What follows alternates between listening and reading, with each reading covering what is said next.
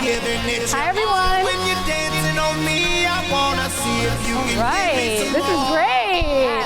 Hello, Bill, Miami. look who's here. Billy. Always steals the stage. Let's hear it for Billy, guys. Come on. Let's go, Billy. Let's go. Oh, thank you, Billy. Kisses, Billy. Thank you all for coming. This is amazing. First of all, I'm so excited, Caroline. We're here on the main stage at eMERGE. Thank you, Michelle, for the amazing welcome. You know, just before we get in, I'm fangirling for a bit. I have someone who has ready access to their softball card from when they were 10 years old. This is a very exciting moment for me. So thank you so much. So we don't have much time together, so let's get to it. The theme for discussion today is from the boardroom, from the field to the boardroom. So we're going to touch women in leadership, we're going to touch the role of technology in sports, and everything in between. But first, I want to take a moment to celebrate MLB history. The Miami Marlins are the first MLB organization to have 2 female leaders leading the MLB team. So Caroline oversees off-field business operation, and Kim Ng, the general manager, oversees all on-field operations. So together in Miami, it is history. So give it up for that, first of all. Thank you. Thank you, everyone. On top of that, I'm excited to announce our new partnership with IronHack. So if you guys don't know, today we're announcing the newly minted technology partnership between the Miami Marlins and IronHack. As the Miami Marlins strategic tech talent partner, the partnership makes IronHack the first technology training provider to create year-round on-site presence, host classes within the Major League Baseball park, and bring together 2 organizations devoted to innovation, engagement, and building community. And Caroline, as a leader, thank you so much for paving the way and making this partnership possible. Yeah, thank you, Lisa. We're so happy to have IronHack with us. Like Lisa said, we're setting records at the Miami Marlins and making history. So we're the first professional sports organization run by women in the day-to-day. So we're really happy about that. And we're also, an organization and an industry that really takes technology seriously, and one that needs to. So to have IronHack partnering with us and now coming to reside with us at Lone Depot Park, we're so excited for the opportunities that it creates for our staff, our community, and the students that come through. Amazing. So when we were discussing this partnership before it launched, you were sharing your vision about the Miami Marlins organization and the impact on the community. Can you share a bit more with the group here on how we're joining forces and how IronHack helps you advance your goals? Yeah, so we know the community needs great technology skills, and they need them very accessible to them. So us being in the heart of Little Havana, we're really excited about IronHack opening their doors and people being able to come and take their classes there. We have a lot of people that work at Lone Depot Park, both for our game days, who we think would really benefit from this kind of training, and we're going to have a unique scholarship program together to help people get those skills. And it's important for us to have your students there because there's so much technology in sports today. So the way that we interact with our fans, we have mobile ordering, they can interact with the scoreboard from their seats on their phones. And our world is speeding up around us. So we've done a lot of things to speed up the game in baseball, and everybody wants, real-time access to data and stats, and they want gamification of the games, and it'll be great to have a technology partner there, and the students work on some of the projects that actually help our fan experience at Lone Depot Park. So stay tuned till the end, so we have a special announcement, but let's keep going. So any athlete growing up, you either want to play in the league or you want to work for the league, right? I think we can all say that. So looking at you as a leader in sports, you have the dream job to me. Right, so can you share a bit more about being a woman and one of the most influential leaders in baseball and why that matters? Mm-hmm.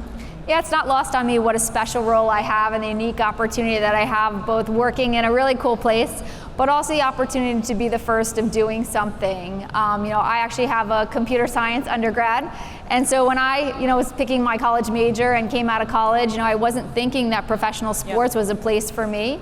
I think you see a lot of the athletes on the field and you don't actually see all the office jobs that are back behind them. But we have a huge support system and a really diverse workforce at the Miami Marlins. And we believe that, diverse staff allows us to have better products, bring in a lot of diverse ideas, viewpoints, because ultimately we want to create a product that our fans love. So we want to look like our fans and the amazingly diverse Miami community.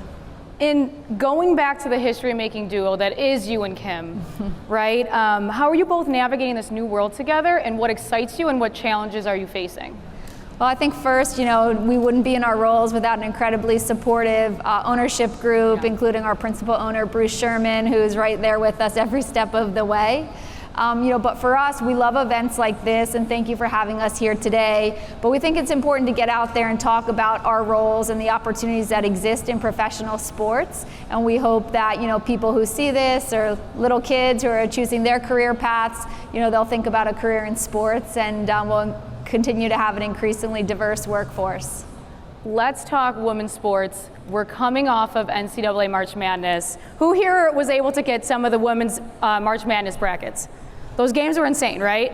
So some insane stats. Fans consumed over 4.7 billion minutes of women's March Madness content. The Final Four game was the most viewed college sporting game between men's and women's ever on ESPN+. And the Final Four had over 5.5 million viewers, which is an increase of 72% from 2022. This is amazing, right? Like you're feeling the pivot, you're feeling the change.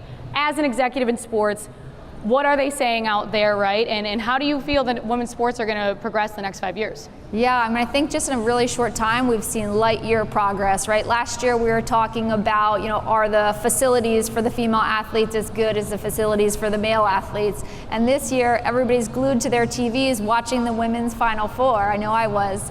So I think it's great to hear people talking about it and paying attention to it. But I do think you're going to see more women in sports. In baseball, we already have women in the coaching positions, in the trainer positions. They're on the field, they're in the offices. There's also some women, playing Major League Baseball in an independent league, or professional baseball in an independent league. And, we had a woman made the Brown baseball team as a walk-on this year. So I think we are seeing, people breaking barriers, and we're going to continue to see that.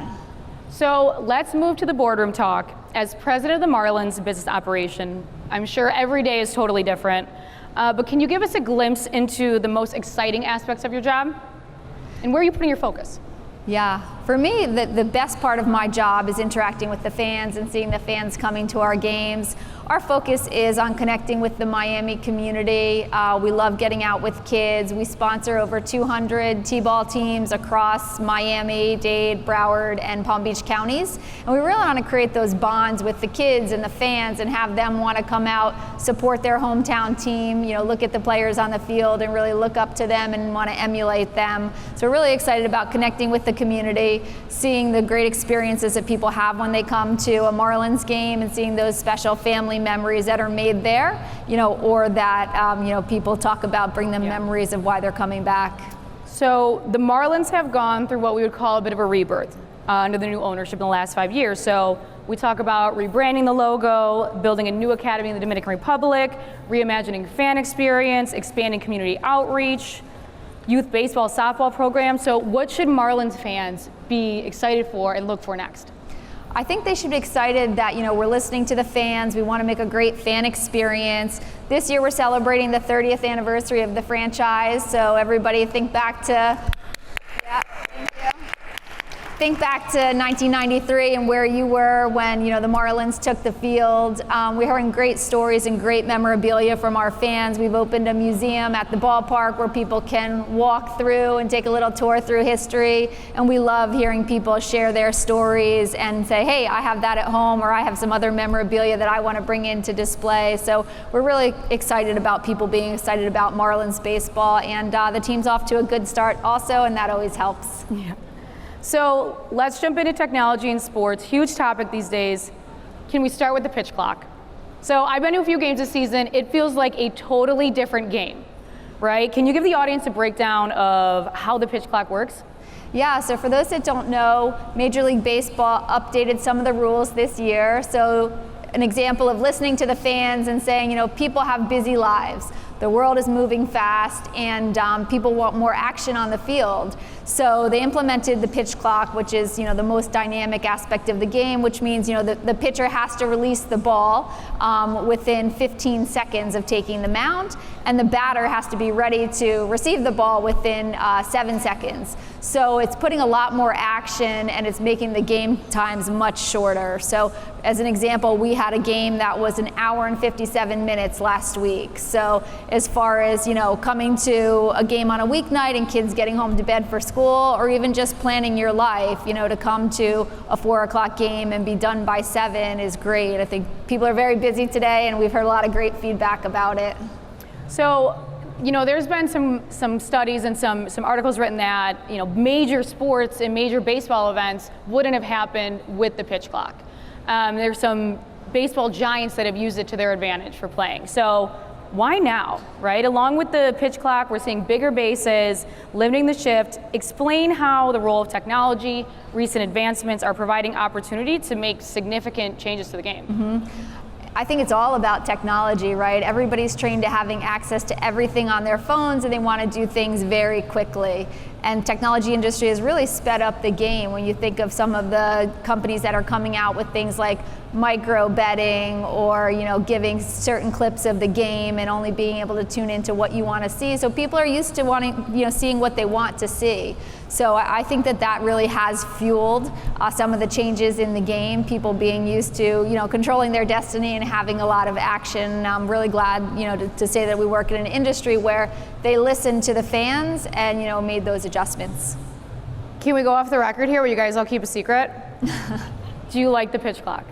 I love it. You love it? I love it. It's, you know, for our staff, for us, it's, you know, people will make it akin to kind of the shot clock in basketball.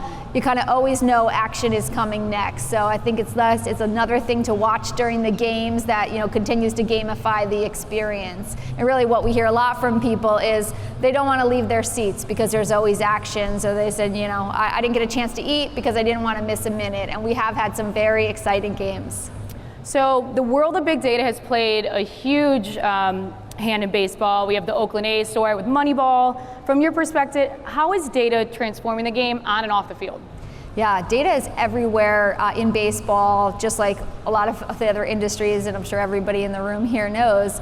You hear a lot about baseball analytics, and it was definitely glamorized in Moneyball by Brad Pitt.